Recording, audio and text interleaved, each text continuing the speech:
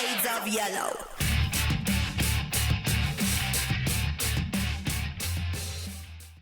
Hello and welcome to the Lovely Job podcast. I'm Leah Spicer-Pownall. I'm the marketing manager of Miss Bush, and this is Emma Marshall. I'm the MD of Miss Bush. And this is episode 20. Is it? Oh my god! Yes, I know. Literally. Double. Well, not double figures. It's double figures. Anyway, Yes. well, that's a lot of us talking. I can't believe we've still got stuff to say after 19 episodes and one guest. So that's good. I feel like I've got a lot to say this week, but I'm gonna have to. I should be getting my kind of that rock and roll kind of pumping myself up behind stage because I am absolutely exhausted. Oh, why are you so tired? Well, I know why you're so tired, but everyone else doesn't. Oh God! Well, that was a lot of a week, wasn't it? I mean, I came up to Ripley early because I had to take my very elderly mother, who's about to turn 89, to some doctor's appointments. Which I need to remind myself to phone the doctors today about. Actually, not that the listeners need to know that. It was just so I stayed over because you were coming down, so we went out on Wednesday night, which is not going out on a school night. Is great. We went to the Ripley Curry Garden, which is great. So it would, and then I was like, we're going to go straight home after Ripley Curry Garden, definitely not go to the pub. Where did we go? We went to the pub, we went to the Ship, which is a notorious drinking den right in the centre of the village, directly opposite Miss Bush. And actually it's got new owners, so it is actually a lot better than it used to be. It's kind of cosy, open fires, and a lot of locals. And I kind of think the sort of place that people think, oh, this would be lovely. If we moved to the village, this would be lovely. Only to realise that it's a bit like hanged sheep in American Werewolf or in London or something. You walk in there and it's like strangers. Everybody looks at you. I know, right? Like a Western saloon. Yeah. And they're like, well, you haven't been in here for a while. It's like, no, I live in Southsea. No, that would explain why I haven't been in here for a while. But everyone needs to, like the Cheers where everyone knows your name and then likes to talk about that name once you've left. So I like a cosy old man pub. It was cute. Lots of fairy lights, and I was enamoured with their lovely cat, fluffy thing. I forgot that you were stalking their cat up in the private residential part of the pub where no one's supposed to go. No, it was on the stairs on the way to the toilets. I didn't go into their flat, honest. Yeah. Anyway, so we did that, and then we did our content day on Thursday, which I guess we'll circle back to. And then I did Friday, Saturday, Sunday, but they were all so busy. That was like doing 3 Saturdays in a row. And then I drove home. Luckily / unluckily, someone postponed their appointment on Sunday. So I basically really pulled the MD card and I was like, Corinne, you're doing the 4. I'm going to go home after my client. So off I went. So I didn't get home too late, but I think because I really have relocated, not being where I want to be for 4 nights. It's a lot now. Do you know, I want to be with my babies, my cats, my husband. Well, I know how that feels. Yeah. I had a little bit of a meltdown after the content day because I couldn't go home because it's January. It got dark so early, and I didn't want to drive home for 3 hours in the dark. So I ended up staying another night, didn't I? So I was a bit like, I just want to go home and see Felix. But we had a lovely time, didn't we? We watched 2 episodes of Drag Race, and that's exactly what we needed after a busy day of talking all day. Yeah, absolutely. But it's quite a lot, do you know what I mean? And I think it's a lot for you because although you are constantly working with us, you're not working with people. So I think you probably had what a lot of people that work as freelancers or work from home, it must be quite overwhelming to get into a situation where there's suddenly a lot of people and a lot of people that you need to command because you need them to do what you want them to do.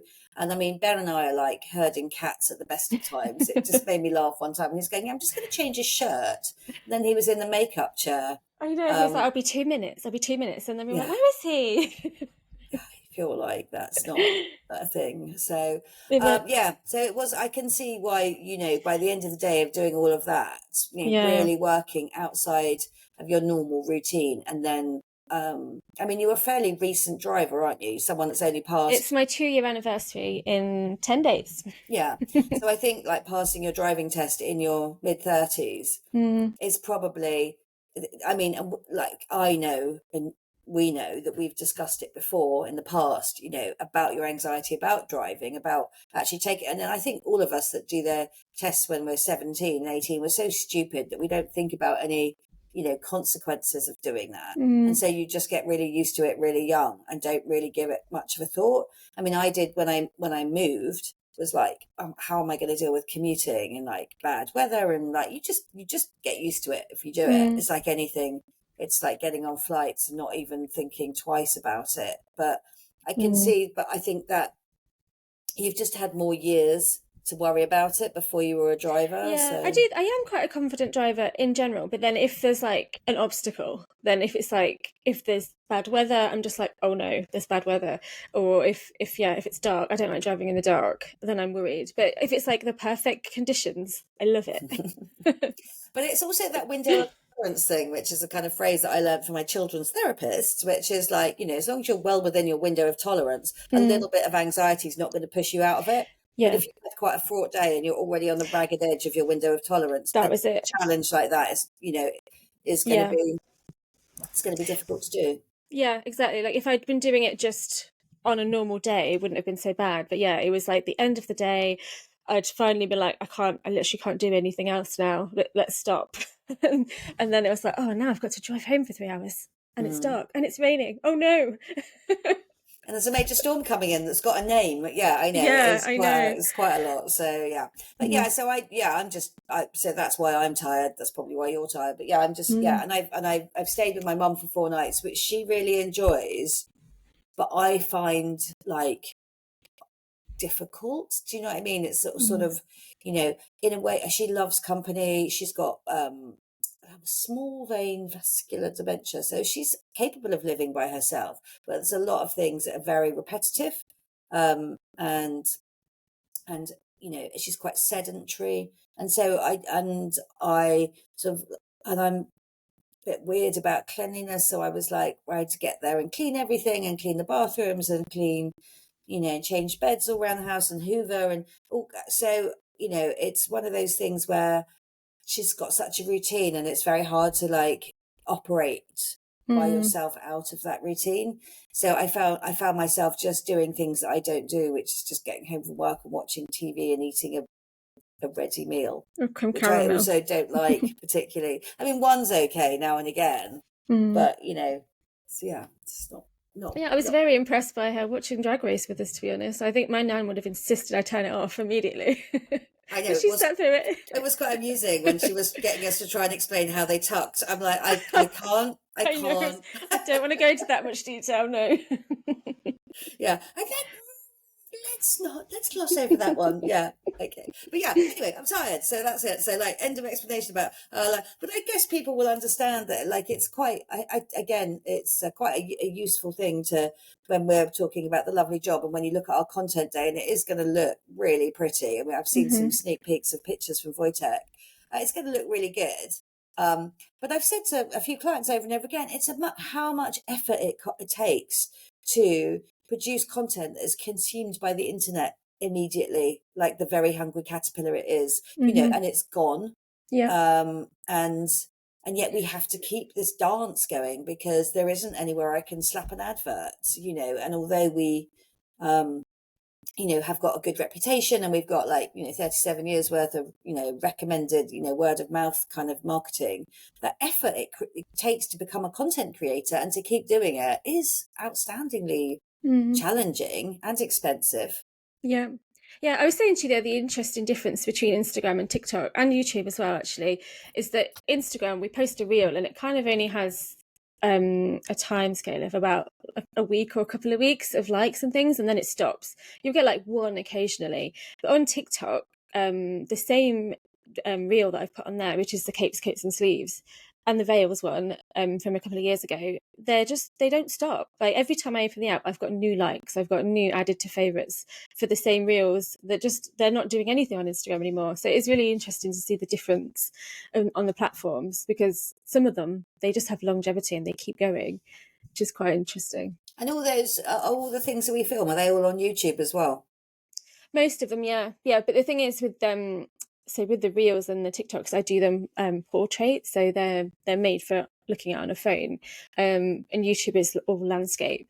But okay. they have shorts, but a short has to be under 60 seconds. So that's usually just a clip of you saying one funny or interesting thing, and that's it. Man, in 60 seconds, that is Yeah, a it's kind of not challenge it's for not me. possible. I just have to chop you off mid-word. Oh, Shall we like share some of the topics that we covered at the content day to just kind yes, of give people a absolutely. bit of a teaser? Yeah. So these are some of the things you can look out for. So we did a really long reel, which will be adding different tops to a, what dress did we use? Strap Jesus two, Paro was it 231? 2518. Oh, 2518. Yeah.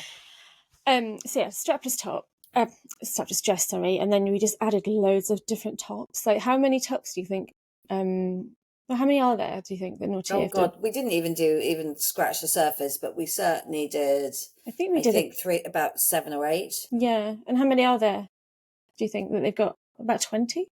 Maybe more. Yeah, Yeah. there's a lot, and also like if you then multiply each top by each fabric you can have it in, that becomes Okay. more than I can do the sums in my head for. Yes. I'm really bad at maths.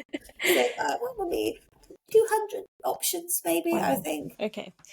So yeah, this reel it's got the lovely Rebecca, the model. So it's a model we used at Cowdrey House. We had her back. And then yeah, Emma just dressing her in all these different tops and talking through why they're so great. So I think I'm going to put that out towards the beginning of the schedule, because you keep getting questions about them, don't you? I really honestly I had somebody yesterday who completely loved one of the tops and a dress. I can't say anything obviously too much because people can identify themselves, but just like, these aren't on your website. I'm like, no.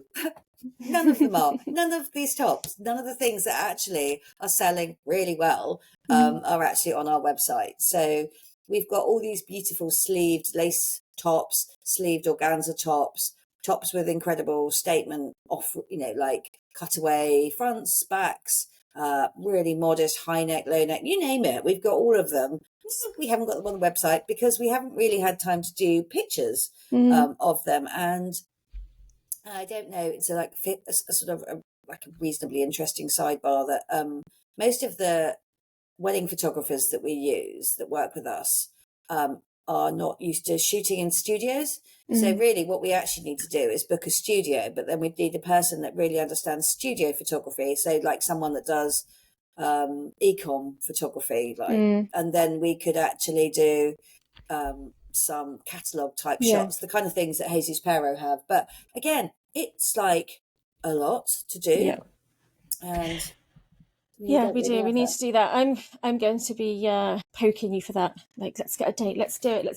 So if anyone's listening and they are a studio photographer and they have that kind in a good space that's close to Miss Bush, and pop us an email and we'll see if we can book it in. Okay, what else did we talk about? We did a lot of Valentine's. We were going to have a whole Valentine's week. So when we made the plan, I was like, Emma, I just want to make one reel for Valentine's Day that's cute, it's pink, it's just, lovely girly. And we ended up doing loads. So the whole week of Valentine's Day from Monday to Friday is going to be Valentine's content. And we've got a giveaway though. Yes, we have. We've got a very exciting giveaway. So there is obviously some rosé wine from Gusbourne, our partner. Sparkling. English sparkling wine. Vintage rosé. Award-winning English sparkling wine. The most award-winning, whatever they are. Like, so there's some lovely content with Gusbourne that I actually really am excited to share. And then there's also some really beautiful silver. Are they silver, the earrings? Yeah. Silver heart earrings by the jeweller Charlotte Cornelius, who's based in Southsea with Emma. And also there is the Gusbourne have also given us a giveaway. It's a trip for 2 to their vineyard for a tasting menu. Like wine tasting, which is good. Yes, so look out for that it'll be Valentine's week. So I'll announce the giveaway on the Monday and then the winner will be announced on the Friday. So look out for that. Yeah. I did somewhat hijack it with some thoughts that I had. Yeah, you did. I love that. Do this? We were like in the middle of doing one reel and then all of a sudden Rebecca turns up and she's wearing a completely different outfit and like some lace socks and some pink shoes, and I was like, this isn't what we were doing. I know, but I wanted her to look like me. Oh. So that goes well into that reel. Actually, that was you were doing gothic looks. I know we seem to be talking about this every single episode at the minute. It's like pretty British, eccentric gothic, but we made a reel all about that, which was really fun. Yeah, it's very good. I like the look I put together. And we used again some oxidized jewelry from Charlotte Cornelius to kind of like give that effect of like vintage jewelry. So it was really good. I much appreciate it. I would still like to just, I feel like I did really like dolls when I was young. So I do actually love the fact that I just get to dress up an anatomically outrageously like well put together Norwegian woman in looks that I would like to wear myself. And she's so nice to work with. There was a time, like, okay, so we like eventually when her feet were absolutely killing her, she was like, "Can I change shoes?" I was like, Oh, and she's like, "Oh, this top's slightly tight." And then I took it off, and there was like a weald of red around her armpit. I was like, "Sorry about that," but you know, oh, she's a real trooper. I could imagine her being in a kind of, you know, dancing through bleeding feet, but like kind of like red shoes, that sort of thing. But yeah. She's really funny as well. Like she's very like fun to work with. If you say, "Oh, do this like really stupid thing," she will just do it, and yeah. she'll be like laughing and enjoying it. It's like, Also, can you but believe a model that goes home to Norway every summer and works for 5 weeks in a care home? oh, does Because, she? yeah, Oh, with old people. Yeah, she does. wow. So she's So, the full package, yeah, lovely and beautiful. yeah. So she's really good. And she knits I in between know. takes. But yeah, no, that was good. So the content day, I feel like we probably will get something out today, will we? No, not today because Oh, we're I'm not showing even it. going to use that picture of you and I outside the door for the cover of the. Oh, we Yeah. could do because I share the podcast on a Monday. I don't usually share anything else. I suppose I could just do that instead. Yeah, okay. Yeah, we took some funny pictures. I was quite reluctant to be in any photos because I'm usually behind the camera rather than in front of it. But Wojciech did manage to convince me to get out there. It was difficult because it was raining as well for most of the day, so we didn't really get much in front of the arch. No, I mean, that arch, bless, like, Jill Pike, that has, like, we've had to put it back together twice. The storm, whatever that was, that just took it at, like, I mean, we got to work on Friday. I had to keep poking bits back in. Saturday, poking bits back in. Yesterday, it looked like there'd been a small whirlwind outside there. Um, so it's still basically there, but there's been all sorts of flowers strewn all over the place. But oh, well, there we go. That Jane Content Day in the middle of a storm season is what that's going to do, that, isn't it? Yes, So but we're dedicated to doing one every season, so I'm going to be sticking to this for the rest of the year. yeah, Do one in spring as well. I kind of think it's quite interesting. I've seen on your notes as well about business closures. Again, there seems to be like one major business brand in our wedding industry closing a week at the moment and announcing it on Instagram. And you've got some more thoughts about that, just for any trade people that are listening again, haven't you? Yeah, like it seems like once a week you'll be sending me a message like, "Oh, another one." But yeah, there seem Mm. to be so many of them, and somebody asked a question recently about not being able to get appointments and things as well, and like why that is. So it's quite interesting to think about what maybe they're doing wrong or what's kind of causing them to close. I think one of the big things that I'm noticing is businesses that haven't got a website and they're just relying on using Instagram or social media, or they've got a website and they just don't use it. They just don't update it, and it's just sat there, and it's just like the same as it's been since they had it made like 5 years ago or whatever. Mm. Um, the thing with Instagram is it's so saturated, it's so full. If you're creating content on that, it's got to be interesting, it's got to be informative, it's got to be entertaining. If you're just putting out a picture of your product, like this is one of my products, what's interesting about that if it's just going to get lost? So you need to be thinking about the kind of content that you're putting out there. Are people going to engage with this? Like it's quite, I think that's kind of one of the biggest mistakes that's kind of happening at the moment, is just throwing stuff out there without actually thinking about what the content's going to do for people. Mm. Yeah, I mean, I think it's also one of my clients yesterday found us via Pinterest. Mm. So, you know, I think that's a very underused Yeah, it is. That's platform. something that I put a lot of work into still. So Pinterest is basically a search engine. It's a visual search engine. Like it's not really social media. It's just a way of finding things. And if you do Google terms, they will come up in Google image search as well, linking you to Pinterest. So that's really, really underused. And I've got just a constant ongoing schedule on Pinterest. It's just pushing people to the website. Which again is updated. There's blog posts every week. I'm constantly updating the dresses on there with new dresses, updating the homepage so that it looks different. If people have been to the website and then they come back, there's something new there. So it's things like that, looking at the whole marketing that you do, rather than just, I'm going to just put one picture on Instagram and hope for the best. Like it's not enough to do that. And also Instagram could just get taken away and then you've got nothing. I think what I would sort of add to the kind of like this question that we actually had from a business, and just in case anybody thinks it's any of our UK competitors, it isn't. But I just wanted to reflect on what we do, which is different from what other people do. And I think I see very many great shops at the moment really using beautiful created images from their brands, like particularly I think Chosen by Kaya, Made with Love. People like that have got really, really good imagery.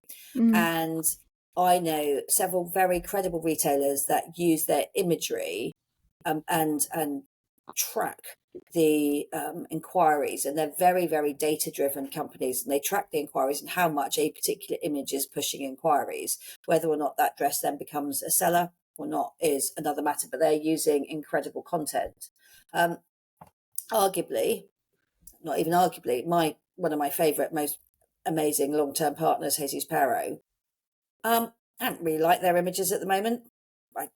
They're not certainly driving as much footfall to us as, say, pictures of our real brides wearing Jesus Perot, or the I don't think notoriety is the right word. That means that you're actually bad, doesn't it? But the kind of fame that Jesus Perot have got was very organic, and it's been driven by people knowing people that have worn their dresses. So much so that I actually spoke to a bride on the phone this week who said, my friend said I can't have Jesus Perot because she wore one. I'm like, no, I was literally inadmissible. No, I'm literally overturning that. Tell me which dress she had. And I was like, I could tell you, I could put you down the aisle in the dress. You'd never know it's Jesus Perot. Anyway, the point being is like some bridal shops use catnip images to drive traffic. And we tend not to. That's not to say that some images that we have, i.e. like images on Pinterest, but they kind of tend to be our own brides. And I've noticed this week that one of our brides who got married at Baconic has been shared again by all sorts of people wearing a calla with some custom sleeves that we made. And that is like, those images are very strong. And I would almost suggest that's probably a viral bride because she looks so good. The dress looks so good. It's a couple of seasons old now, but nevertheless, it still holds up. Yeah, she did really well on Pinterest as well. Yeah, I pinned all those images. So it's so I would say that would be the kind of thing if we were using images to drive traffic. But the kind of thing that really drives traffic to Miss Bush is our point of view. It's literally our personality, and also that personality can be, some people can love it and some people will hate it. But you have got to be confident enough in your business aims that you know what you stand for. And you need to clearly say to your clients, this is what we stand for. It is not enough to have nice dresses and nice premises. It just simply isn't enough. And when we're doing this kind of podcast and I'm asking for questions and all that sort of stuff, I'm answering questions for people that have got their dresses from other shops. I'm constantly answering questions and giving advice and sharing my knowledge online for no immediate financial gain, because it is what we do. And so what we do is look, I don't mean just look, we are authentic, we are experts, we do have a point of view, we have integrity, we have, a set of personal politics, not party politics, but set politics that we really are not afraid to talk about. We're not afraid to talk about difficult things like mental health. We're not difficult to, we don't shy away from the topic of kind of bodies and body positivity and what that looks like. So, so we stand for something. So if people come to us, they are not just being driven by footfall, by a really good image. And I am also seeing dozens of shops trying to piggyback on those images, and eventually it's not a unique proposition. So there is no reason why you should go to one shop or another, because everyone's got the same look. Yeah. And as strong as those chosen by Kaya or Made with Love looks, I don't see, could be unfair, but okay, I don't see as strong images, or any images hardly, being used of real brides in those dresses. Yeah. In the same way that people are using a supermodel in those dresses. Mm-hmm. So it's not really translating to like what you as a brand can do for a client. Yeah. So yeah, when you're sharing images of a bride in the dress, you're sharing the experience of being a bride, wearing the dress, the emotion that they get when they wear the dress. That's what your customers are going to relate to when they see it. If they look at a picture of a model in a dress, they don't relate to that as much, because that's not what the experience they're going to have. So I think that's why the brides do so well. So then again, you can focus on your aftercare for your brides. Do you email them afterwards and ask for their photos, ask them how the day went? Because if you do that, they will want to share them with you, because they want to show off their dress. So that's another thing that people could look at for, why is it not doing so well on Instagram?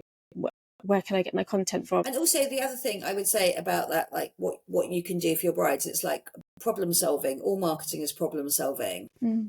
It's how can this product help you?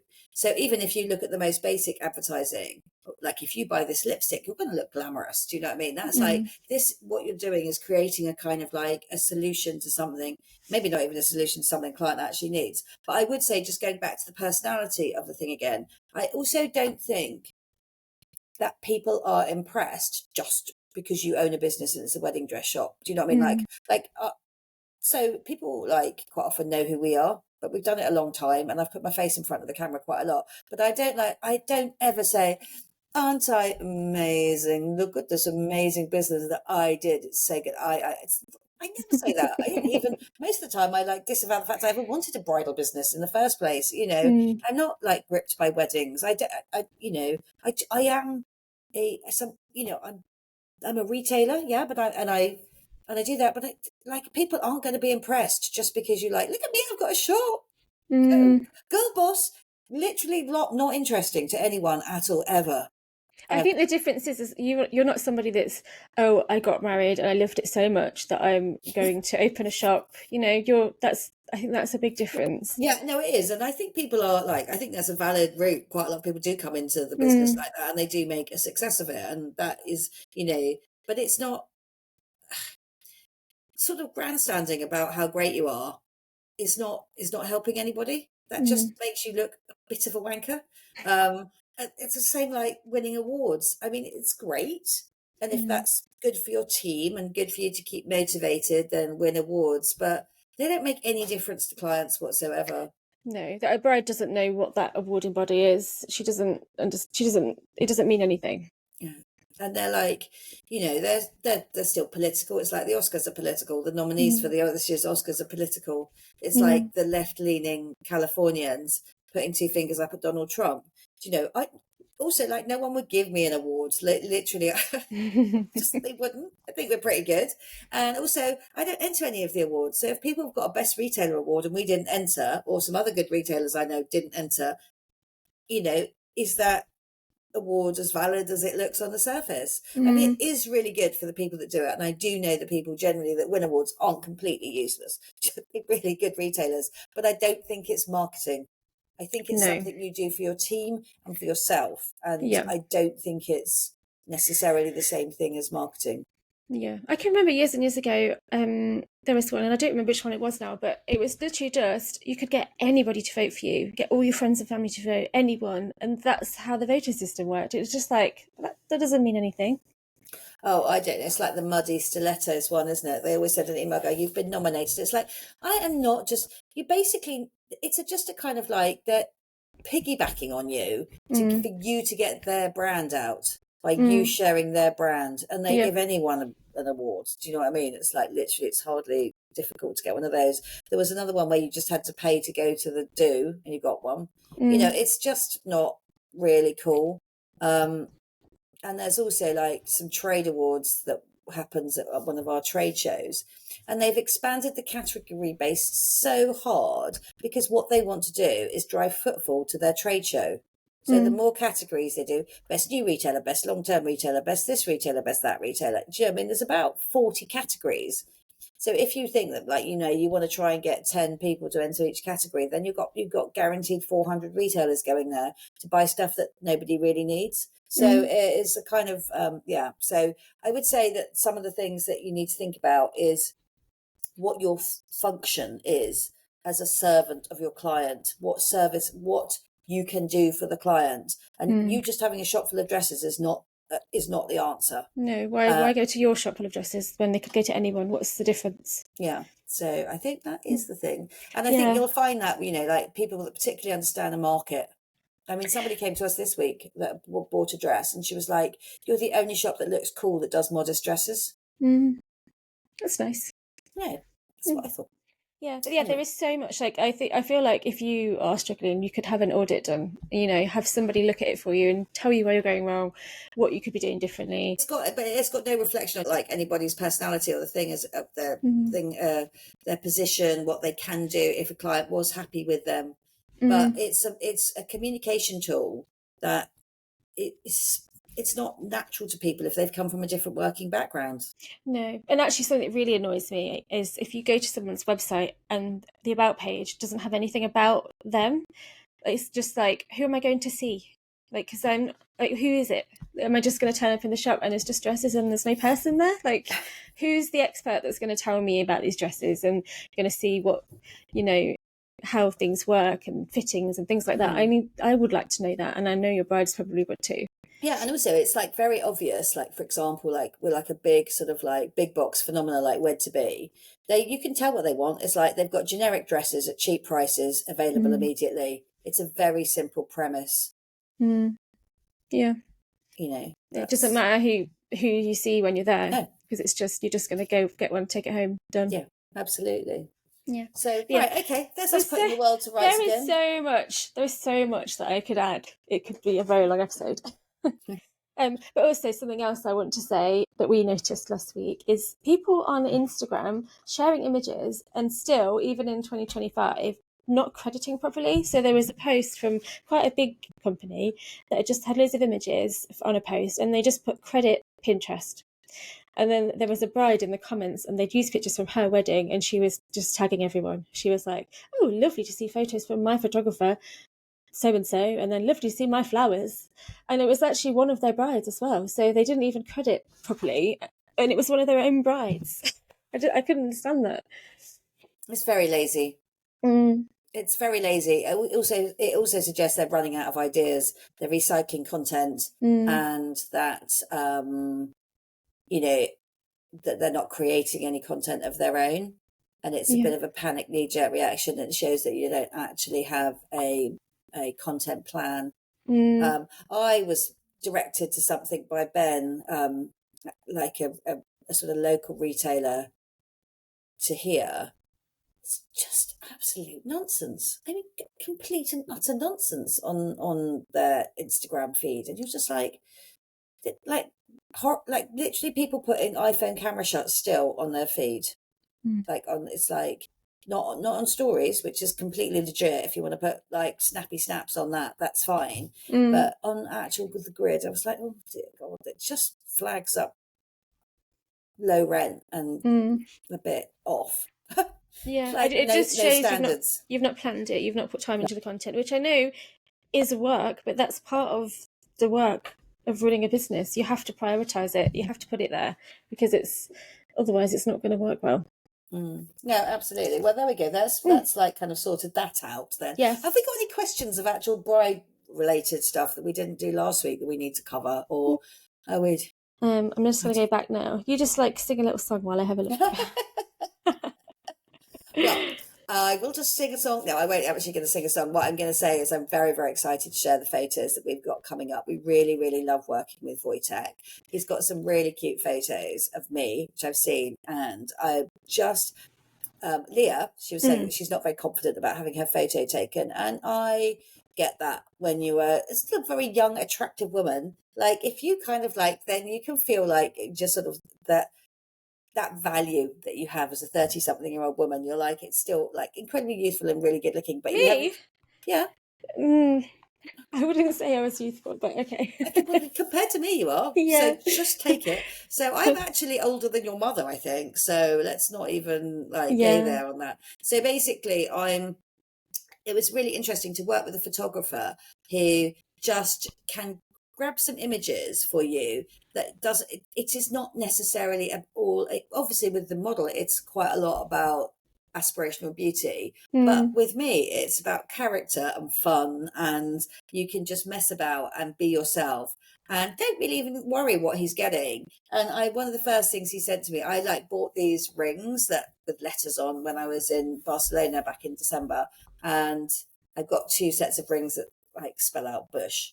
So I was like punching towards the camera, and so you can see this big fist with Bush going towards the camera. I was like, that's as good a photo as I need for me, because it's constantly reminding people that that we're not a kind of girly unicorny hearts brand. It's something that's got a little bit more substance and a bit more punch. Bit of So attitude. yeah, a bit of attitude. So it's actually quite good to see some photos like that, and actually get confident in front of the camera. Again, circling back to the personality of your company, it's not what am I going to do? Have a facelift, put on a filter, like do something, like get all my pictures retouched so I look a lot younger. I'm not going to do that, because that's not going to be the person you see when you come to the chapel. You're going to see me. So yeah. Wojtek did give me a little pep talk, because I was like, I don't want to be in any pictures. Like I don't like doing it. But then he was like, just why? Like just don't care. Like just stop caring. It doesn't matter. Like just don't care. And I was like, I suppose like it's only me that's thinking about this. No one else is thinking about it. And then I actually saw a reel on Instagram the other day, and this woman was like, stop worrying about everything. Everything's made up. Like, and everything is just made up. We've made everything up, like, and it's none of it actually matters. Yeah. So yeah, I feel like, so I love the character pictures of us. I love the photo he's got of us outside. Yeah, I think it's really good. It's one of me telling you off, isn't it? Because he was just like, oh, just stand there smiling, and then we just started like pointing at each other, and I had our arms crossed. He was like, oh, don't cross your arms. You look like it looks like you're angry. And I was like, I'm supposed to look angry because she won't stop talking. You get me when I'm tired. I'm all right. I'm a bit more laid back today. So I know. I feel like I've been doing all the talking today. It's very unusual. There's no like questions from clients. Anybody that's got yeah, there was one. She says, what to do with the dress after the wedding? Mine's cleaned and stored away, which seems like a shame. Well, there's a couple of things that I would say that you could do, and it depends how sentimental you are. It depends if you're just cleaning it and storing it, then you're sort of basically preserving it for future generations, which seems a bit weird to think about, because it doesn't seem that sort of instant gratitude that I think we're all quite used to getting now. So if it really is cleaned and stored and you want your future grandchildren to see it, it's probably best not to do anything with it at all and just to leave it. Because if it's been sealed up or vacuum sealed, or it's in acid-free tissue and stored away from the light and it's clean, then it will preserve beautifully.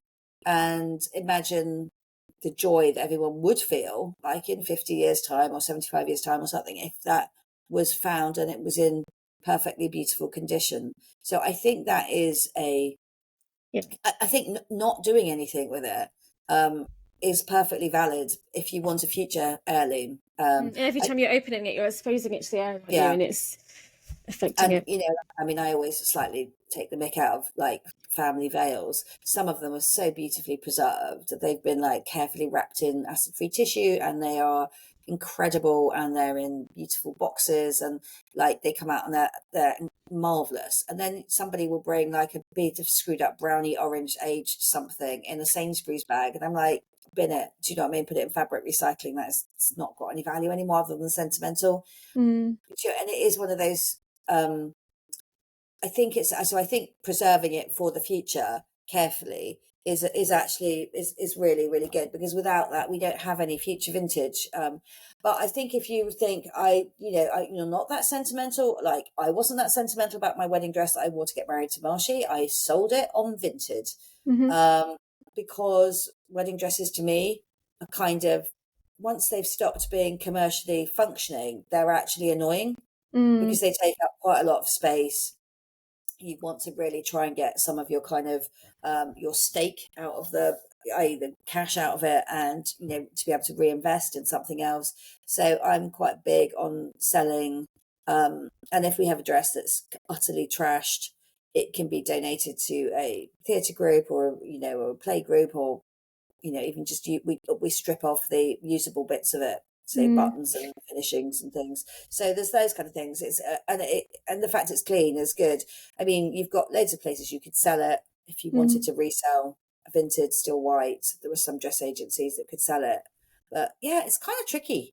Yeah, I would say as well upcycling. So there was that shoot that we had a few years ago, the eco one, and there was a dress that Ben had made into like a blouse. It wasn't Ben, was it? Was it Joe? It Yeah. was Joe. Yeah, she made it into a really cool blouse. So if it's not a dress that you could easily wear again, you could even have it upcycled into something cool that you could use. So actually, there was also another project that we were contacted about by a woman, a dressmaker and alterations person called Caroline Arthur, and she's actually written a book called Relovable. It's actually got one of our Miss Bush dresses on the front, a Jesus Pero dress, 268, I think, which we sold loads of, but it was a stretch crepe and slinky, so it had loads of pin marks, loads of pulls, lots of all sorts of things in it. It was grubby. I didn't really think I could ever sell it as a dress to be worn, so we gave it to her, and I don't know how she's dyed it bright yellow. It's an amazing dye job. People quite often talk about dyeing their dresses, and I'm like, it's like, even like pure silk dresses will have polyester threads and sometimes like polyester linings. They're very mixed materials. Now, this dress that was dyed was crepe, and a stretch crepe. So how they managed to dye something with elastane in, I have no idea. So I haven't actually got a copy of the book, but it's definitely available on Amazon, because I looked it up for the other day for someone. So I'd suggest maybe, but I think what you've got to do with something like that is be fearless and be like, if I ruin it, then I ruin it, and that's it, all about it. But yeah, so it's either really preserve, resale, reuse, upcycle. There's quite a lot of options, but I think it depends on your relationship. Wear it to a fancy dress party. Go for corpse bride. Yeah, absolutely. That's what I would do. Yeah, of course you would. Yeah, absolutely. But I think this is the conversation that people are having with themselves now before they buy things, about wear again. And the thing is like, partly the modern wedding dress was never designed to be worn again. It's barely designed to be on a dance floor. It's a formal ceremonial outfit. So it would be like, I guess, the only weird thing about it is you only really get to wear it once. I mean, a lot of people are, buying separates and things with the concept that they could wear one part or more parts of those again. And I know that you're never, ever, ever supposed to discuss this or presume fertility, presume sexuality, or presume anybody's desire to have children. But I would just say narratively that a lot of our people that get married seem to start a family fairly soon after getting married, if they're lucky enough to do so. So the idea that you can rewear it for a few years is probably unlikely. Probably better to cut it up as muzzy squares or whatever they are, those little muslins that you chuck over your shoulder. But yeah, so I kind of feel like it should be perfect for the day, and maybe like if you've gone and you love it and you've cleaned it and stored it, then it served its purpose, hasn't it? Yeah, and I think you should keep it preserved for future generations. Don't people sometimes have a wedding dress made into a christening dress as well? Is that a thing? I mean, is that a thing? Is that very old-fashioned? It's a very old-fashioned thing. Yeah. I can't remember the last time that I actually went to an actual christening. Like, No. people like inducting a child into Christianity. I don't know that the last time I've heard about that. I've been to one because I was a godparent, but the parents insisted on it, so that's why that happened. I think I've been to one of my Marshy's nephew's children's christening. I think they got them both done together, two of the children done together. So I think that was quite a while ago, but I just don't know whether it's something that I mean, this is one of the changing democratic things that we've seen about like bridal is that, this contraction of the industry, you know, is going to be in line with people becoming far more secular and not having a faith, or not a faith that they're practicing actively. So I think we're quite unusual as a shop that we have quite a lot of Christian Church of England brides as well as Jewish brides, and Catholic, obviously Christian Catholics as well, where we've actually got people that have got quite a strong faith, so that they may well then go on to. But I would imagine if you ask someone to take apart a wedding dress and make it into a Christy gown, that isn't someone that anyone's got the craft skills for now. So it would probably cost you the same amount of money as your wedding dress to have it redone.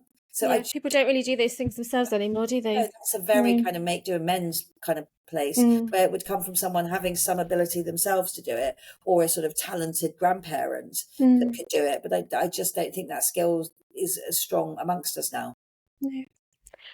Okay, well, there's lots of options. Anyway, and we are up to 47 minutes. Somehow, I feel like today's the first day where we've kind of like, it's been a bit more of a struggle to chat because we're so tired, which bodes well because we've got a guest on in half an hour. Yeah, I know. Well, maybe I'm going to have some more like caffeine and some toast or something in between times. But it is. I am still hearing from people that are listening to the podcast. So we are doing.